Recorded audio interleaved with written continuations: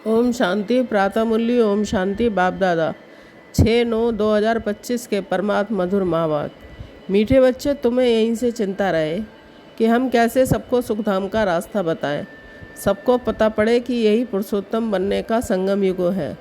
प्रश्न, तुम बच्चे आपस में एक दो को कौन सी मुबारक देते हो?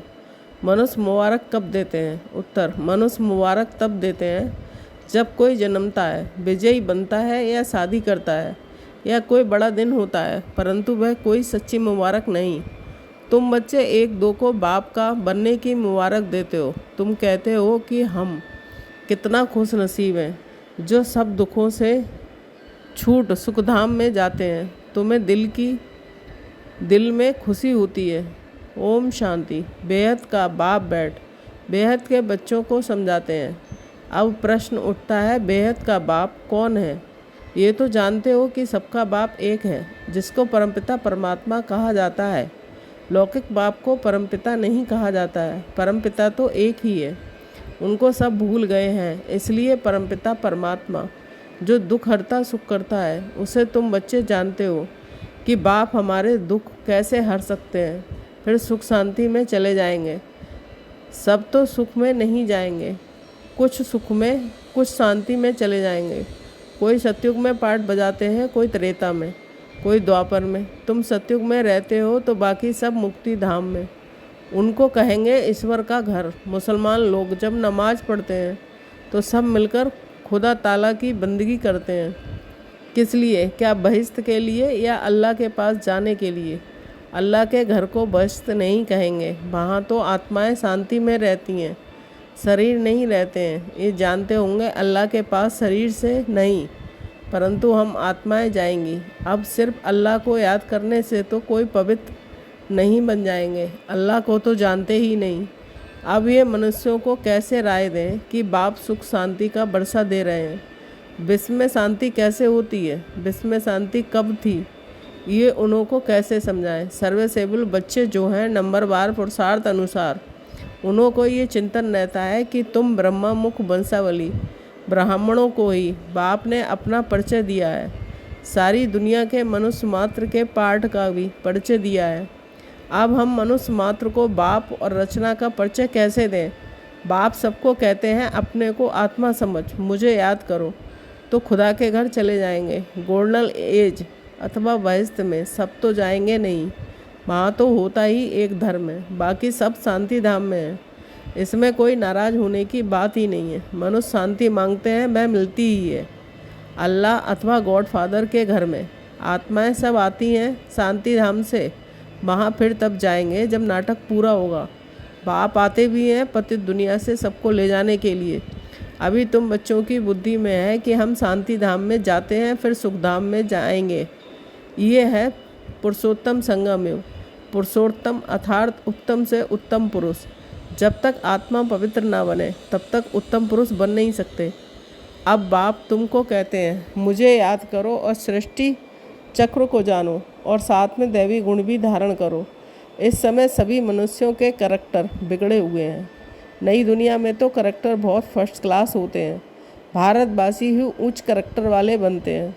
उन ऊंच करैक्टर वालों को कम करैक्टर वाले माथा टेकते हैं, उनके करैक्टर्स वर्णन करते हैं।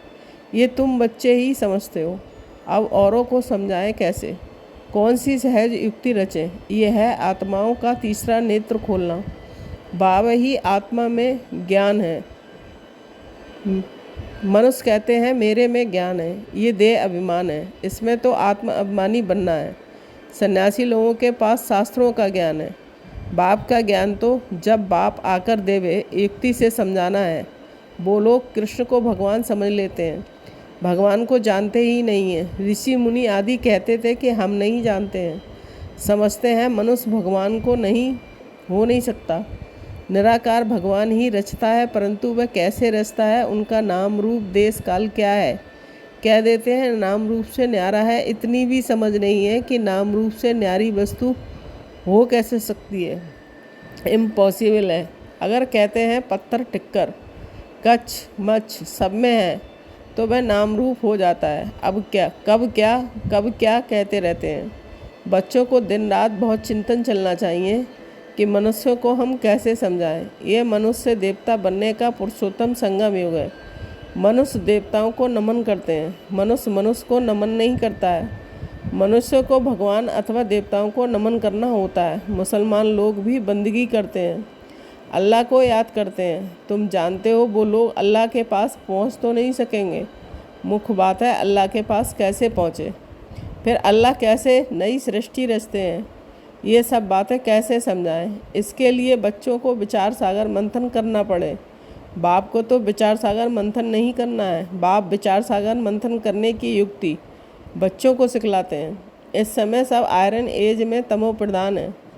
ज़रूर कोई समय गोल्डन एज भी होगी। गोल्डन एज को प्योर कहा जाता है। प्योरिटी और इम्प्योरिटी सोने में खाद डाली जाती है ना। आत्मा भी पहले प्योर सतो प्रधान है, फिर उसमें खाद पड़ती है। जब तमो प्रधान बन जाती है तब बाप को आना है। बाप ही आकर सतो प्रधान सुखधाम बनाते हैं। सुखधाम में सिर्फ भारतवासी ही होते हैं, बाकी सब शांति धाम में जाते हैं। शांति धाम में सब प्योर रहते हैं, फिर यहाँ आकर आहिस्ते आहिस्ते इम्प्योर बन जाते हैं। हर एक मनुष्य सतो रजो तमो जरूर बनते हैं। तब उनको कैसे बताएं कि तुम सब अल्लाह के घर पहुँच सकते हो। देह के सब संबंध छोड़ अपने को आत्मा समझो। भगवान वास तो है ही। मेरे को याद करने से ये जो 5 भूत हैं वे निकल जाएंगे। तुम बच्चों को दिन रात ये चिंता रहनी चाहिए। बाप को भी चिंता हुई, तब तो ख्याल आया कि जाऊं, जाकर सबको सुखी बनाऊं। साथ में बच्चों को भी मददगार बनना है। अकेले बाप क्या करेंगे, तो ये विचार सागर मंथन करो। क्या ऐसा उपाय निकालें जो मनुष्य झट समझ जाए कि ये पुरुषोत्तम संगम युग है। इस समय ही मनुष्य पुरुषोत्तम बन सकते हैं। पहले ऊंच होते फिर नीचे गिरते हैं। पहले तो नहीं गिरेंगे ना। आने से ही तो तमो प्रधान नहीं होंगे। हर चीज़ पहले सतो प्रधान फिर सतो रजो तमो होती है। बच्चे इतनी प्रदर्शनियाँ आदि करते हैं, फिर भी मनुष्य कुछ समझते नहीं है। तो और क्या उपाय करें। भिन्न भिन्न उपाय तो करने पड़ते हैं ना।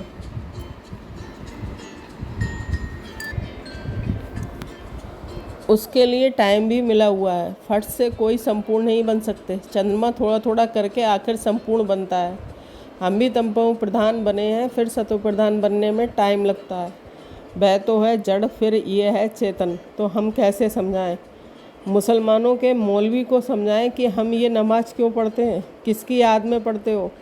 ये विचार सागर मंथन करना है। बड़े दिनों पर प्रेसिडेंट आदि भी मस्जिद में जाते हैं, बड़ों से मिलते हैं। सब मस्जिदों की फिर एक बड़ी मस्जिद होती है, वहाँ जाते हैं ईद मुबारक देने।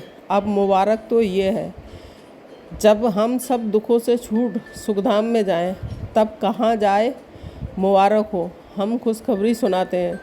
कोई बिन करते हैं तो भी मुबारक देते हैं, कोई शादी करते हैं तो भी मुबारक देते हैं।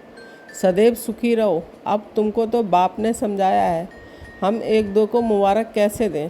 इस समय हम बेहद के बाप से मुक्ति, जीवन मुक्ति का बरसा ले रहे हैं।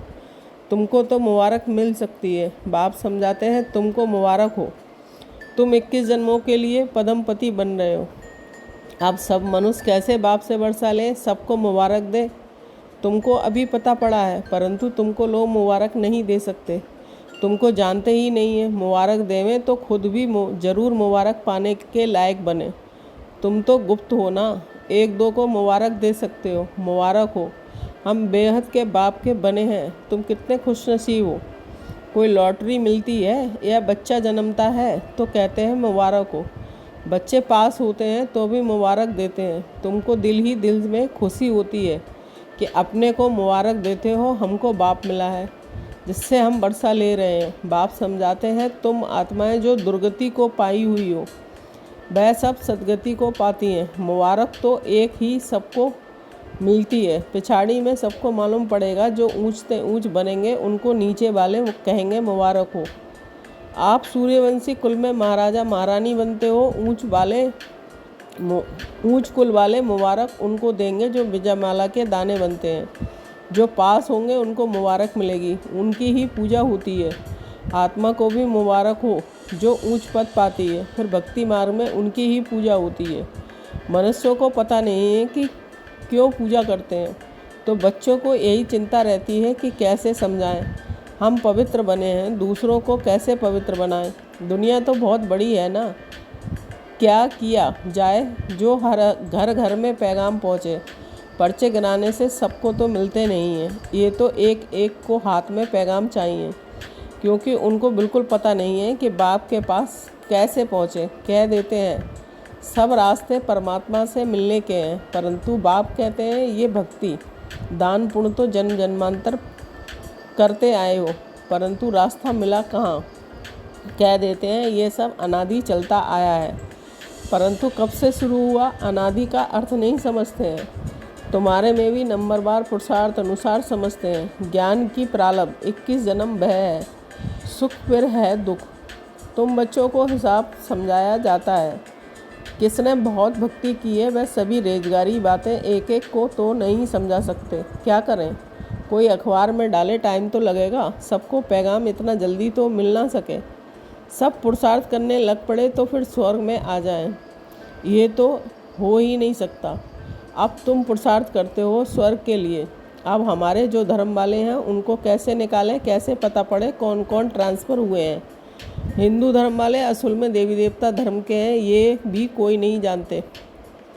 पक्के हिंदू होंगे तो अपने आदि सनातन देवी देवता धर्म को मानेंगे। इस समय तो सब पतित हैं, बुलाते हैं पतित पावन आओ, निराकार को ही याद करते हैं कि हमको आकर पावन दुनिया में ले चलो। इन्होंने इतना बड़ा राज कैसे लिया भारत में। इस समय तो कोई राजाई ही नहीं है जिसको जीत पर राज लिया हो। ये वह कोई लड़ाई करके राजाई तो पाते नहीं। मनुष्य देवता कैसे बनाया जाता है कोई को पता नहीं है। तुमको भी अब बाप से पता पड़ा है, औरों को कैसे बताएं जो मुक्ति जीवन मुक्ति को पाए। पुरुषार्थ कराने वाला चाहिए ना, जो अपने को जानकर अल्लाह को याद करे। बोलो तुम ईद के मुबारक किसको कहते हो। तुम अल्लाह के पास जा रहे हो, पक्का निश्चय है, जिसके लिए तुमको इतनी खुशी रहती है। ये तो बरसों से तुम करते आए हो। कभी खुदा के पास जाएंगे या नहीं मूंझ पड़ेंगे। बरोबर हम जो पढ़ते करते हैं, क्या करने के लिए। ऊँचते ऊँच एक अल्लाह ही है। बोलो अल्लाह के तुम बच्चे आत्मा हो। आत्मा चाहती है हम अल्लाह के पास जाएं। आत्मा जो पहले पवित्र थी वही पतित बनी है। अभी इनको बहिष्ठ तो नहीं कहेंगे। अब आत्माएं पतित हैं, पावन कैसे बने। जो अल्लाह के घर जाएं, वहाँ बिकारी आत्मा होती नहीं है, बायसलेस होनी चाहिए। आत्मा कोई फट से तो सतो प्रधान नहीं बनती है। ये सब विचार सागर मंथन किया जाता है। बाबा का विचार सागर मंथन चलता है, तब तो समझाते हैं ना। युक्तियाँ निकालनी चाहिए, किसको कैसे समझाएं। अच्छा, मीठे मीठे शकीलदे बच्चों के प्रति माता पिता बाप दादा का याद प्यार और गुड मॉर्निंग। रूहानी बाप की रूहानी बच्चों को नमस्ते। हम रूहानी बच्चों की रूहानी माता पिता बाप दादा को याद प्यार गुड मॉर्निंग, नमस्ते नमस्ते, शुक्रिया बाबा शुक्रिया। धारणा के लिए मुख्य सार 1 पॉइंट। जैसे बाप को ख्याल आया कि मैं जाकर बच्चों को दुखों से छुड़ाऊँ, सुखी बनाऊँ, ऐसे बाप का मददगार बनना है। घर घर में पैगाम पहुँचाने की युक्तियाँ रचनी है। 2 पॉइंट, सर्व की मुबारकें प्राप्त करने के लिए विजय माला का दाना बनने का पुरुषार्थ करना है, पूज्य बनना है। वरदान, करणहार और करावनहार की स्मृति से लाइट के ताजधारी भव। मैं निमित्त कर्मयोगी करणहार हूँ, करावनहार बाप है। अगर ये स्मृति सुता रहती है तो सदा लाइट के ताजधारी व बेफिक्र बादशाह बन जाते हैं। बस बाप और मैं, तीसरा न कोई। ये अनुभूति सहज बेफिक्र बादशाह बना देती है। जो ऐसे बादशाह बनते हैं वही मायाजीत, कर्मेंद्रिय जीत और प्रकृति जीत बन जाते हैं। लेकिन यदि कोई गलती से भी किसी भी व्यर्थ भाव का अपने ऊपर बोझ उठा लेते तो ताज के बजाय फिक्र के अनेक टोकरे सिर पर आ जाते हैं। स्लोगन, सर्व बंधनों से मुक्त होने के लिए दैहिक नातों से नष्ट मोह बनो। अव्यक्त इशारे, अब लगन की अग्नि को प्रज्वलित कर योग ज्वाला रूप बनाओ। योग में जब और सब संकल्प शांत हो जाते हैं, एक ही संकल्प रहता है, बाप और मैं। इसी को ही पावरफुल योग कहते हैं। बाप के मिलन की अनुभूति के सिवाय और सब संकल्प समा जाएं, तब कहेंगे ज्वाला रूप की याद, जिससे परिवर्तन होता है। ओम शांति। Thank you Baba.